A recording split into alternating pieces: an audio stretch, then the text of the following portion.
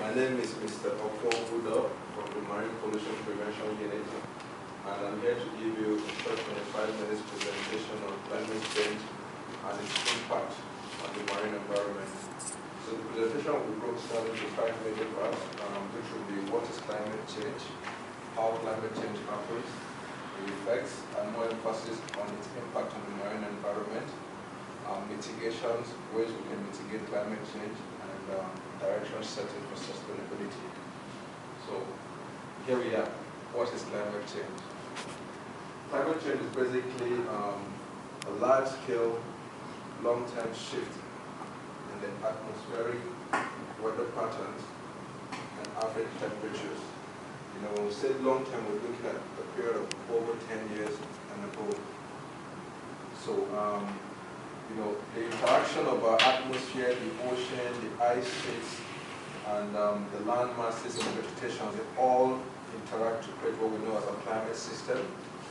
And the sun is a crucial part of Earth's climate as well. Because sunlight passes through the atmosphere to Earth, and some of this to warm Earth, and some of this is given off as infrared radiation. It's given, you know, it's radiated back to outer space. However, some of this infrared radiation, it's trapped by gases, you know, in the atmosphere, resulting in what we know as greenhouse effect.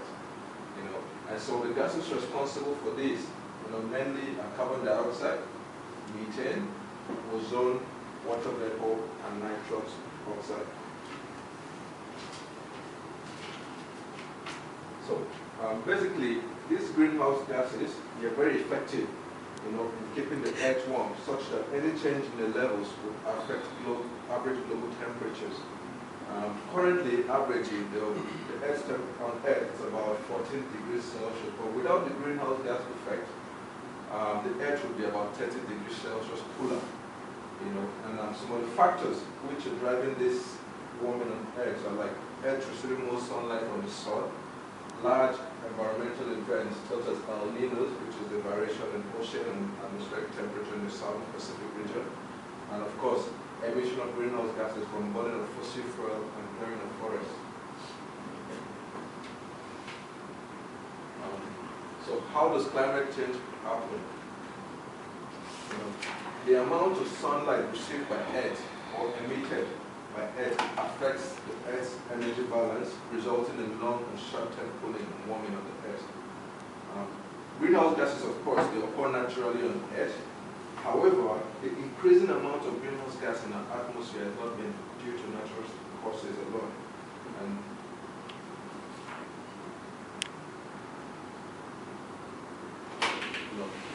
it's not been due to natural causes alone. Human activities has played a crucial part to the increasing amount of greenhouse gas in the atmosphere. For instance, carbon dioxide concentrations has increased by 40% since 1750. There is a natural carbon cycle in our climate, of course, but this increase cannot be attributed to this alone. Human activities has played a crucial part, which is why we've gathered here today to interact, discuss, and propose solutions, you know, towards how we can contain these effects. We're quite familiar with we talked about so much about the effects of climate change, and of course some of the effects are like increasing temperature on Earth. You're noticing the weather is getting hotter year by year. You know, changing rain patterns. We can't even predict when rainfalls will start or when it ends. You know, rain might just fall at any time. And of course, there's a lot of melting ice sheets and retreating glaciers. Sea ice as well. It's melting at a rapid rate. You know, I mean, you should see a video of where in the Antarctic ice this is like broken up the size of maybe Greenland broken off from continental shelf. And of course, this would affect the one that's more scary. It's the effect on agriculture and food security and human health. For instance, with 2 degrees increase in global temperature, crops like rice will fail. You know, and you know rice is a major staple on Earth, especially Asia, Africa. It's a major staple. So there's so much we should do, you know, to keep the global temperature from rising beyond these 2 degrees. And of course, cold-related deaths will reduce. However, heat-related deaths will increase. And studies have suggested that malaria, of course, will increase as well with warming Earth. now we're going to go to the main discussion of today, which is the impact on the marine environment. From studies carried out, marine organisms are able to adapt to the changing climate faster than land-based plants and animals. However, these marine organisms, they tend to be migrating towards the poles when it's cool at the Arctic and the Antarctic region, and this migration is affecting the food chain, in the oceans, even with us humans and other organisms that are dependent on this. So it's affecting this eco-balance that is existing. And these are just some of the effects of climate change. So we now see that this climate change is affecting ocean temperatures, it's affecting the supply of nutrients in our ocean, even the ocean chemistry, food chain, wind system, ocean current, and it's resulted in extreme events such as low-frequency cyclones and hurricanes. As you can see down here, it's distribution and abundance of breeding cycle, migration. These are all things which in turn will affect how we produce our food, and especially man who depends on this for food, on the ocean for food, will affect how we can get our nutrients. And you can see yes, from this picture here, that's coral bleaching. This is some of the impacts of warming, because it affects yes, see it's becoming bleached, the coral bleach. That's why I put this picture here, so we'll see. This climate change will also result in rising sea levels, so that means you have more frequent flooding. Some regions will become inhabitable because they will become flooded. More frequent stormy weathers, there will be altered lifestyle and locations because people have to move to make way for the change. And then of course, with increasing carbon dioxide, our oceans are becoming more acidic. That means this brings us to the other part of what can we do to control climate change. There's been so much solutions that we provide for mitigating climate change. And some of this includes improving the ways we produce our commodities, to produce things in a more efficient and sustainable way.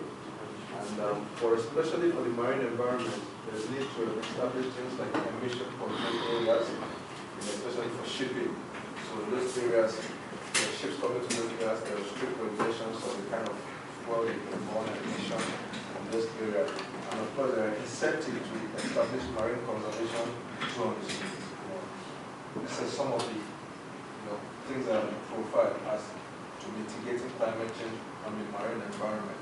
However, in a more detailed, solutions, they've talked about clean energy, how we can use renewable energy more efficiently, having more energy efficient buildings, making our electricity grid more smarter and accessible, and trading, global trading, of course. When it comes to how we source our food, reducing food waste and making sure we source our food in a more sustainable way. For materials, there's been this drive to reduce what we use and recycle. And that's why you see steel has been one, the shipping industry, which is steel.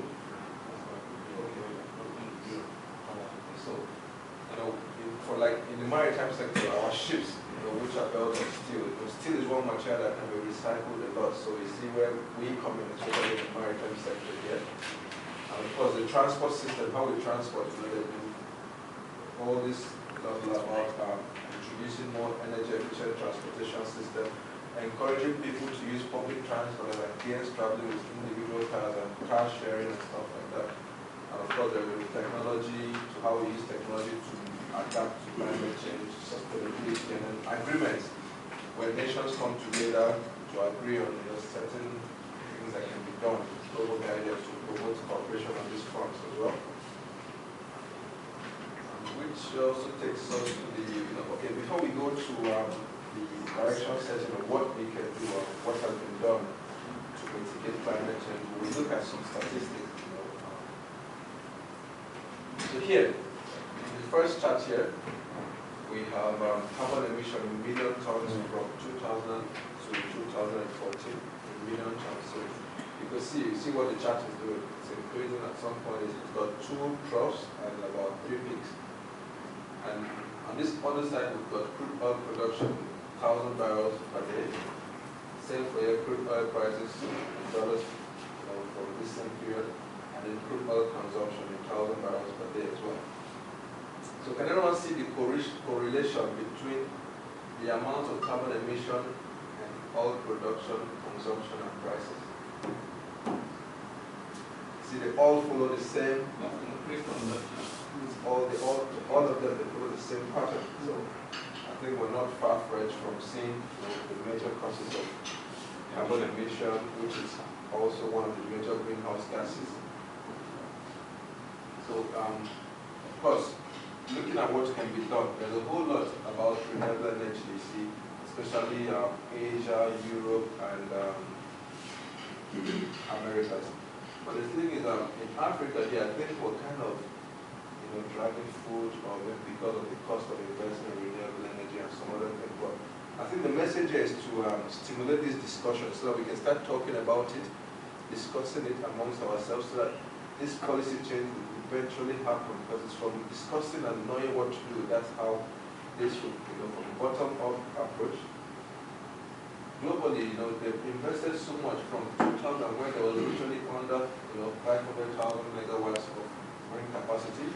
By 2014, that's about 14 years after, you see what we're having. We're looking at almost 400,000 installed capacity for wind. However, what we have for Africa alone is about less than 3,000 megawatts. Same for solar. There's really not much information, because apart from Morocco at the moment, which has established one of the largest solar plants, which is still in development, not many African countries are really investing in solar power. So, but we have the incentive to invest in solar because we have abundant sunshine and because of where we're located. Geothermal is the same for geothermal, no data available for Africa. Then for electricity generation, out of this total electricity generation of 2014, what we produce in Africa is about 722 terawatt hours, which relative to what other people are doing, it's really, really low. So energy, especially electricity, is important. And how we can do is, when we're sourcing for this energy, because eventually we will have need to meet our electricity needs, our transportation needs. When we are going to do this, we should do it in a more energy efficient, sustainable way to make sure we reduce carbon emission and the rest of that. Moving forward, direction set, there's been a lot of international cooperation on this front, like the United Nations Framework Convention on Climate Change, which met for the 21st time in November 2015 with the concept of agreeing, to keep global temperatures from rising above 2 degrees relative to the Industrial Revolution. So far, Nigeria was represented there, so Nigeria came up with how it wants to achieve its greenhouse gas emission targets, and we're waiting for this to be, as a national policy, as a ministry, we will eventually come to our ministry where we will now sit down and see how we can come up with it. In addition to mitigating climate change, adapting to the changes is also very important. So this will involve deploying technologies like we already discussed, and novel innovations such as emission control areas. Emission control areas could be, let's say, 200 nautical miles from the coastal region of Nigeria. Whenever a ship enters this region, they will have to switch to more energy, clean energy, such as maybe gas or marine gas oil, of course, LNG, marine gas oil, and the rest of them. And at this ministry level, what we can do, we can also encourage recycling. So you might see a situation where they have dedicated collection points for paper waste, for bottle and plastics. So this would enable us to recycle, we start recycling, so we reuse the same materials, and gradually this will trickle down to the MDAs and the rest, and the rest, and the rest. So at this point, I would like to play a short video for you guys, about 3 videos, about 4 minutes each, which would also talk more about what we have heard, and then while we're chewing on what we're going to chew, and then we can have some questions and interact. So thank you very much for your time. I will just play the short video now, and we could listen more about climate change and what is being done. The climate is changing faster than our efforts to address it. The alarm bells keep ringing. No nation is immune. Worldwide, this summer was the hottest ever recorded. Global carbon emissions still on the rise. We are the first generation to feel the impact of climate change, and the last generation they can do something about it. We've all heard about climate. It's in the news and on the agenda of leaders and scientists across the globe. So what is it really? And how are humans changing the Earth's climate? I'm Melanie Nakagawa, a policy advisor on climate change to U.S. Secretary of State John Kerry. In this lesson, we'll examine the science behind climate change, take a look at the distinction between climate and weather, and learn about the greenhouse effect, including how human behavior contributes to the warming of our planet. Scientists around the world have looked at data from satellites. They've studied weather patterns and measured changes in crop yields and soil composition. And what they've found is that our planet is, on average, getting warmer. Temperatures have been rising since the early 20th century, and most notably, since the late 1970s.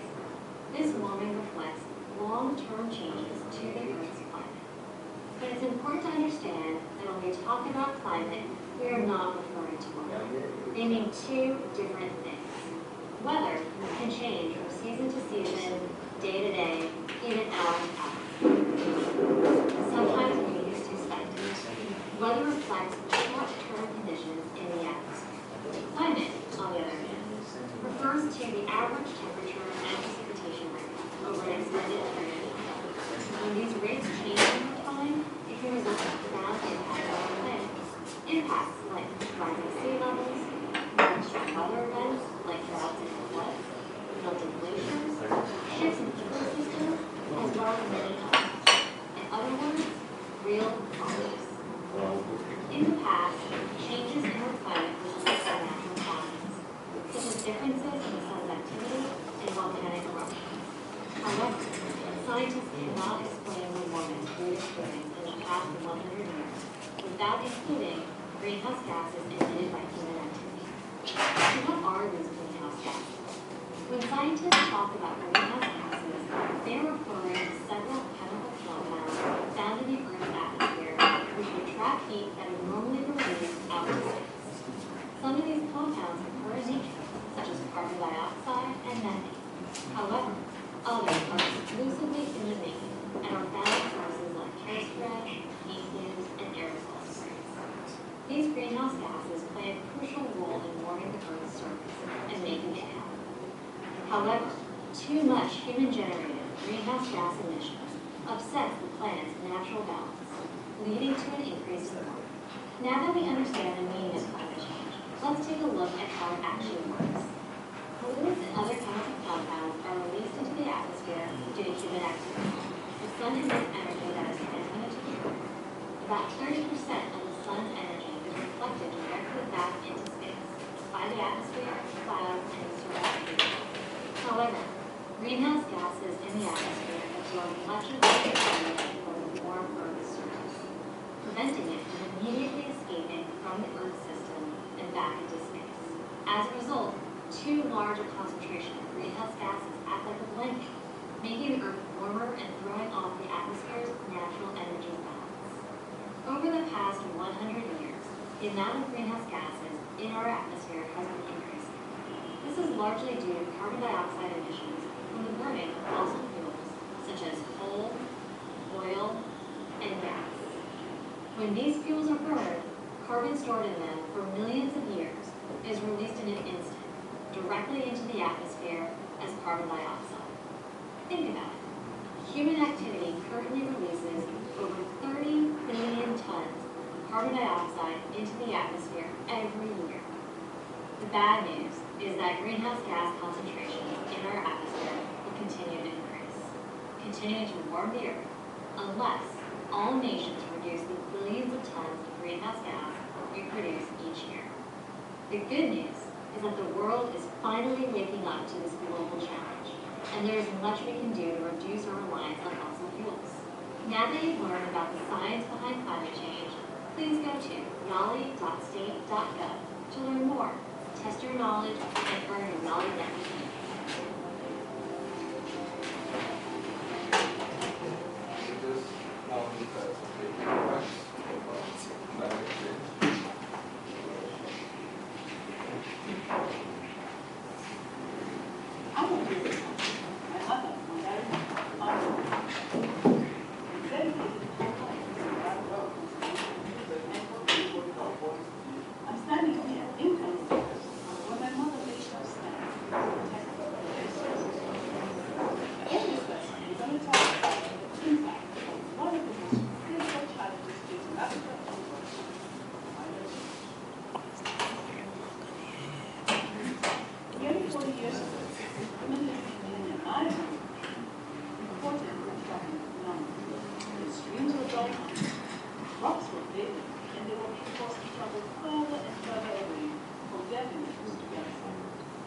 this story remains all too common across Africa.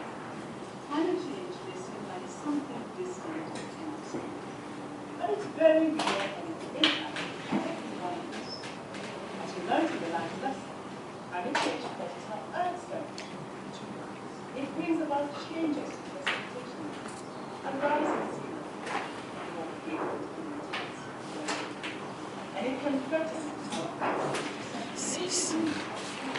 water and let's look more closely at some of these changes in our atmosphere that directly impact grow and we know that Africa is extremely close to 70% of the population lives by farming, and a third of the income in Africa is generated by agriculture. Most crops in Africa, over 95%, are primarily water. This makes food and alcohol far more health stress from our body climate and extreme weather events linked to climate change.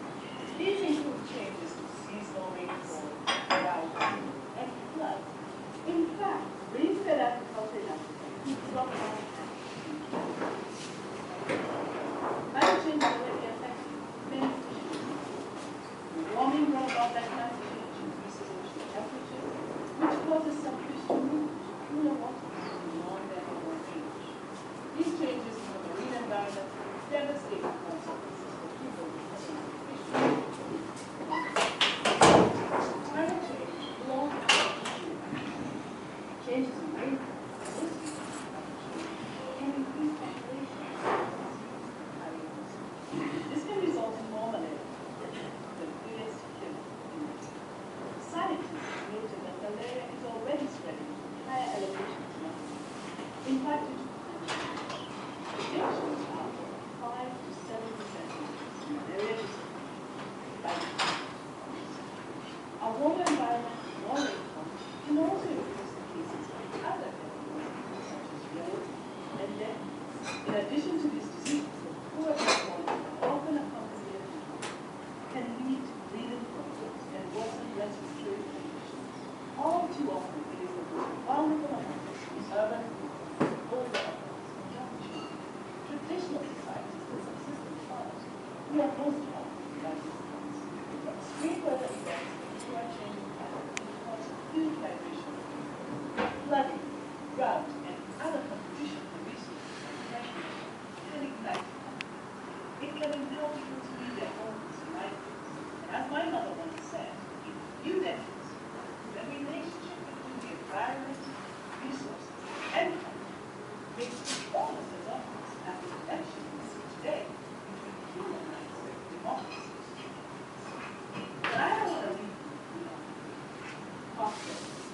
These impacts of climate change are real and very serious. But there is much that we can do to combat it here in Africa and around the world. So please join me for the next lesson to discuss ways to address this challenge.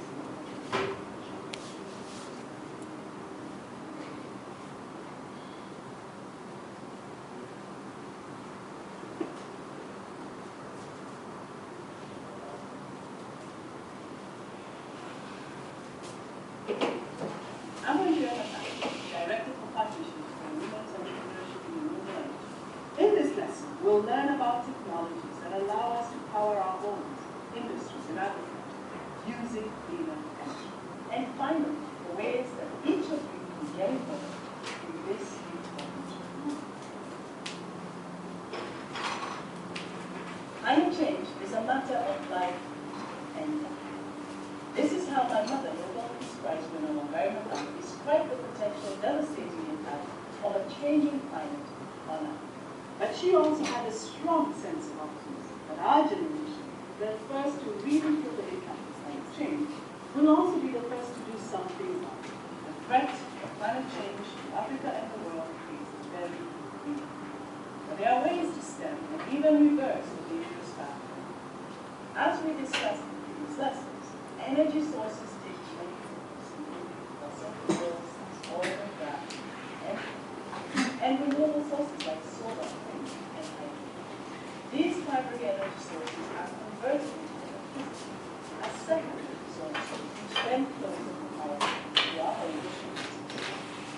Today, 4% of all electricity in southern and eastern Africa is generated from wind.